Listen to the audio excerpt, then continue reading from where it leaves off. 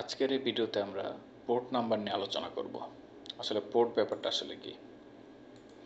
তো ইন্টারনেট জগতের সাথে যারা কম বেশি পরিচিত তারা আসলে পোর্ট শব্দটা অনেক শুনে থাকবেন যে আপনার সার্ভিসটা এত নাম্বার পোর্টে চলতেছে, এফটিপি এত নাম্বার পোর্টে আছে।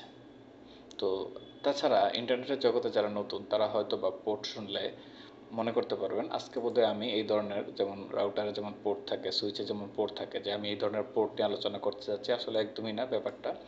আমি আজকে যে পোর্টটা নিয়ে আলোচনা করব সেটা হলো লজিক্যাল পোর্ট। তো লজিক্যাল পোর্টটা কী কাজ করে, লজিক্যাল পোর্টটা আসলে কোথায় থাকে? আমরা যারা ইন্টারনেটের সাথে পরিচিত তারা সকলে একটা অ্যাড্রেসের সাথে পরিচিত, আইপি অ্যাড্রেস। হ্যাঁ, আইপি অ্যাড্রেস। তো আইপি অ্যাড্রেসগুলো দেখতে কেমন হয়ে থাকে? এরকম হয়ে থাকে 172.168.163.174। আমি ধরে নিলাম আপনারা আইপি অ্যাড্রেস সম্পর্কে জানেন। যদি আইপি অ্যাড্রেস সম্পর্কে না জানেন আমাদের জানাবেন, আমরা সেই ব্যাপারে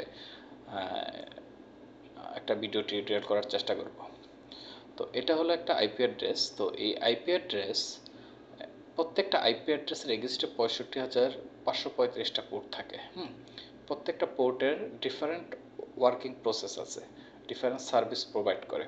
তো এখন আমরা দেখে আসি আসলে কী ধরনের আমাদের পোর্ট আছে। আমাদের কতটা পোর্ট থাকবে? 0 থেকে শুরু করে 65,535টা। হ্যাঁ, তো এর মধ্যে আমাদের পোর্ট নিয়ে একটু ডিটেলসে পড়াশোনা করে আসি, ঠিক আছে? এই পোর্টগুলোতে আসলে কি চলে? এখন এই পোর্টগুলোতে আমাদের এক একটা সার্ভিস চলে।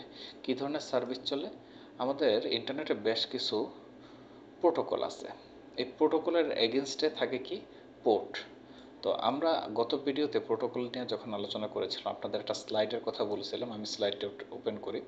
যেমন আমাদের প্রোটোকল আছে এইচটিটিপি, এটা প্রোটোকল। এই প্রোটোকলটা চলে কোথায়? প্রোটোকলটাকে আপনি আইডেন্টিফাই করবেন কিভাবে? একটা পোর্টের থ্রুতে, ঠিক আছে? তো এই প্রোটোকলটাকে আইডেন্টিফাই করবেন কিভাবে? একটা পোর্টের থ্রুতে। এইচটিটিপির পোর্ট নাম্বার কত?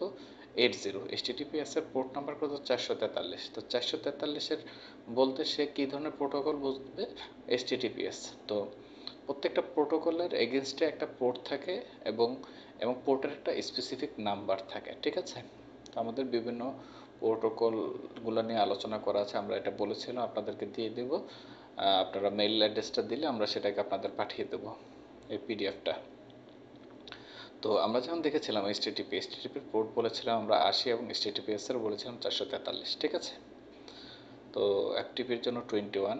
তো এখন আসেন আমরা দেখি, তো এখানে আমাদের কতটা পোর্ট থাকবে একটা আইপি অ্যাড্রেসের এগেনস্টে? 0 থেকে শুরু করে 65,535টা। এখন প্রত্যেকটা পোর্টের আবার একটু ভেরিয়েশন আছে, পোর্টের কিছু রেঞ্জ আছে, রেঞ্জটা একটু দেখি। 0 থেকে শুরু করে 1023 পর্যন্ত এই পোর্টটা হলো কি পোর্ট? Well known port. এটা একটা ওয়েল নোন পোর্ট। এই পোর্টগুলো আপনি চাইলেও আর পাবেন না। এই রেঞ্জের মধ্যে কোনো পোর্ট আপনি ইউজ করতে পারবেন না, কিনতেও পারবেন না, আপনার টাকা থাকলেও কিনতে পারবেন না। কিন্তু 1024 থেকে 49151 এই পোর্টটাকে বলা হয় আপনার রেজিস্টার পোর্ট। এই পোর্টগুলো আপনি কিনতে পারবেন, যে পোর্টগুলো ফ্রি আছে সেগুলো আপনি কিনতে পারবেন, চাইলে সবগুলো কিনতে পারবেন না। আপনি আয়ানাতে অ্যাপ্লাই করলে ওরা আপনাকে প্রোভাইড করবে। যেমন আপনি যে কোনো একটা সার্ভার পাবলিকলি চালাতে চান, তার জন্য আপনার এরকম একটা স্পেসিফিক পোর্ট নাম্বার আয়ানা থেকে রেজিস্টার করতে হবে। যেমন অ্যাডোবি তার সার্ভারের জন্য 1002, মাইএসকিউএল তার সার্ভারের জন্য 1433, ওরাকল তার সার্ভারের জন্য 1527 পোর্টটা অলরেডি নিয়েছে। তো আপনি যদি এরকম সার্ভিস চালাতে চান আপনিও নিতে পারেন আয়ানা থেকে যোগাযোগ করে। আর কিছু আছে 49152 থেকে শুরু করে 6535। এই পোর্টটা হলো ডায়নামিক বা র্যান্ডম পোর্ট। এই পোর্টটা আসলে একটা কীভাবে জেনারেট হয় সেটা আমরা এখন একটা লাইভ প্র্যাকটিক্যাল উদাহরণের সাহায্যে আপনাকে দেখাবো। তো এর জন্য আপনাকে একটা কমান্ড দিতে হবে, net start. Net net STAT, এটা একসাথে লিখে আপনি জাস্ট কমান্ড প্রম্পটে এন্টার চাপবেন। আপনার পিসিতে এরকম একটা যে ধরনের সার্ভিসগুলো বর্তমান অ্যাক্টিভ আছে সে সার্ভিসগুলো ওপেন হয়ে যাবে। তো দেখেন আমরা আপনাকে কি বলেছিলাম, 49152। এখানে আমরা যে পোর্টটা র্যান্ডম পোর্টটা জেনারেট হইতেছে কত? 50857। এই পোর্টটা র্যান্ডমলি জেনারেট হবে, ডায়নামিক পোর্ট। এটা ফ্রি। এরকম আপনি যতগুলো সার্ভিস চলতে থাকে তার এগেনস্টে আপনি যখন আইপি অ্যাড্রেস, এটা আমার পিসির আইপি অ্যাড্রেস, তো সেখান থেকে একটা পোর্ট জেনারেট হচ্ছে। সে জেনারেট হইতেছে, সে কী ধরনের সার্ভিসটা নিয়ে কাজ করতেছে? এইচটিটিপিএস সার্ভিস নিয়ে কাজ করতেছে। তো আপনাদের বোঝার সুবিধাতে আমি এটা কেটে দিলাম, কারণ ভিডিওটা আপ ডাউন করলে আপনারা বুঝবেন না। আমি কি বলতে চাচ্ছি। তো দেখেন কি বলছেন আপনি 49152, তাইলে আমাদের আইপির সাথে একটা র্যান্ডম পোর্ট জেনারেট হবে, সেটাকে আমি ডায়নামিক পোর্ট বলছিলাম। সেটা কোথায় জেনারেট হইতেছে দেখেন, আমার একটা কানেকশন, কী ধরনের কানেকশন, টিসিপি কানেকশন। আর এখানে আইপি অ্যাড্রেস কোনটা, এটা আমার পিসির আইপি অ্যাড্রেস। আর এটা কি, এটা হলো এই যে ডায়নামিক পোর্টটা, সেটা ডায়নামিক একটা পোর্ট জেনারেট হবে আমার পিসির জন্য। হ্যাঁ, এটা একটা ফ্রি পোর্ট, এটা ওপেন পোর্ট, এটা ওপেন পোর্ট জেনারেট হবে এবং সে একটা কী ধরনের সার্ভিস নিয়ে কাজ করতেছে, 171282300, একটা পাবলিক আইপিতে সে কী ধরনের সার্ভিস দিতেছে, HTTPS এয়ারপোর্ট। দেখেন এখানে আপনি যখন লিনাক্সে এই কমান্ডটা দেবেন তখন আপনাকে HTTPS দেখাবে না, 443 দেখাবে। তো আমার এটা উইন্ডোজ পিসি, সে জায়গায় আমার HTTPSটা দেখাচ্ছে। হ্যাঁ, তো এই জায়গায় হলো HTTPS মানে এই 443টা দেখাতো, তাইলে আপনাদের আর একটু বুঝতেন। তো লিনাক্সে যখন আপনি কমান্ডটা দিবেন তখন দেখবেন এখানে 443 দেখায়, তখন আর HTTPS দেখাবে না। তো HTTPS আর 443, HTTPS এর পোর্ট নাম্বার 443, তো আমরা জানি এটা। তো আমরা যখন ওই আপনাদের স্লাইডটা দিয়ে দেব তখন আপনারা দেখবেন যে আসলে, তো একটু স্টাডি করলে আপনারা বুঝতে পারবেন যে আসলে কোন প্রোটোকলের কোন পোর্ট নাম্বারটা অ্যাকচুয়ালি কত।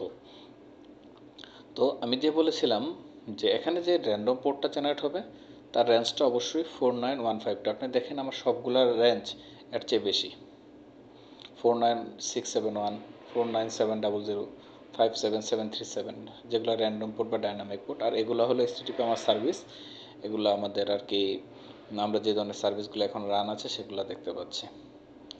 তো এখন পোর্ট নাম্বারটা কেন জরুরি সেটা নিয়ে আমি আলোচনা করব একটু সিম্পল একটা উদাহরণের সাহায্যে। সাপোজ আপনি একটা সার্ভিস প্রোভাইড করবেন। তো আমরা জানি আইপি অ্যাড্রেস দুই প্রকার, প্রাইভেট আইপি অ্যাড্রেস এবং পাবলিক আইপি অ্যাড্রেস। তো পাবলিক আইপি অ্যাড্রেসগুলো পেড। তো আপনি যখন একটা সার্ভারকে পাবলিকলি হোস্ট করবেন তখন অবশ্যই আপনার একটা পাবলিক আইপি অ্যাড্রেস থাকতে হবে। এখন আপনি আরেকটা কাজ করতে পারেন, স্পেসিফিক পাবলিক আইপি অ্যাড্রেস ধরে ধরে করতে পারেন, কিন্তু তার জন্য আপনার কস্টিং অনেক বেশি পড়ে যাবে। তো সেজন্য আপনি কি করবেন, একটা পাবলিক আইপি অ্যাড্রেসকে মাল্টিপল সার্ভিসের জন্য ব্যবহার করবেন। তো সেটাকে কি করবেন, তো একটা আইপি অ্যাড্রেসের এগেনস্টে আমরা জানি 65,535টা পোর্ট থাকে।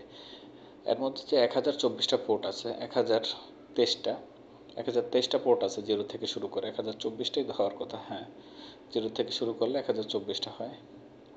তো যে পোর্টটা আছে সেই পোর্টটাকে আপনি ওয়েল নন পোর্ট আছে, যে ধরনের সার্ভিস যদি আপনি যদি ওয়েব সার্ভিস চালান সেই জন্য আপনি 80 পোর্টটা ইউজ করতে পারবেন, এবং আপনি যদি এফটিপি সার্ভারের জন্য আপনি 25 পোর্টটা ইউজ করতে পারবেন এই আইপি অ্যাড্রেসের। তখন আপনি কি করতে পারবেন, একটা আইপি অ্যাড্রেস দিয়ে মাল্টিপল সার্ভিসগুলোকে আপনি রান করতে পারবেন।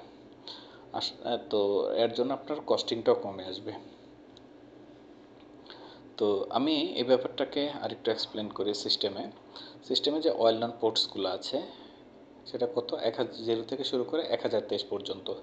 তো এই পোর্টগুলো দেখেন, যেমন আপনি লিনাক্স সিস্টেমে আপনি কমান্ডটা দিবেন, আমরা একটু আগে যে কমান্ডটা ইউজ করেছি সেখানে আর HTTPS দেখাবে না, সে জায়গায় এরকম 443 দেখাবে। তখন এইটা, আর আরেকটা হলো কি, আপনার পিসি থেকে যে পোর্টটা জেনারেট হবে দেখেন, যেগুলো ডায়নামিক পোর্ট সেগুলো এরকম কত থেকে হবে, সেটা আপনার সেই আপনার যে পোর্টটা হবে পিসিতে সেটা আপনার জেনারেট হবে 49152।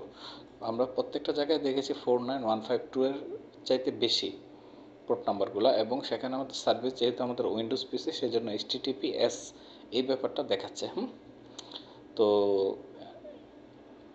এখন লিনাক্সে দেখলে আপনি 443 দেখতে পারবেন। আর রেজিস্টার পোর্টগুলো কীভাবে কালেক্ট করবেন, আয়ানা থেকে আপনি রেজিস্টার করলে ওরা আপনাকে পোর্ট নাম্বারগুলো দিবে। তখন আপনি যদি মনে করেন আপনি যে কোনো একটা সার্ভিস ইন্টারনেটে হোস্ট করবেন, সেটা ইউজারদের জন্য আপনি কাজ করবেন, যেমন অ্যাডোবি চালায়, ওরাকল চালায়, মাইএসকিউএল চলতেছে।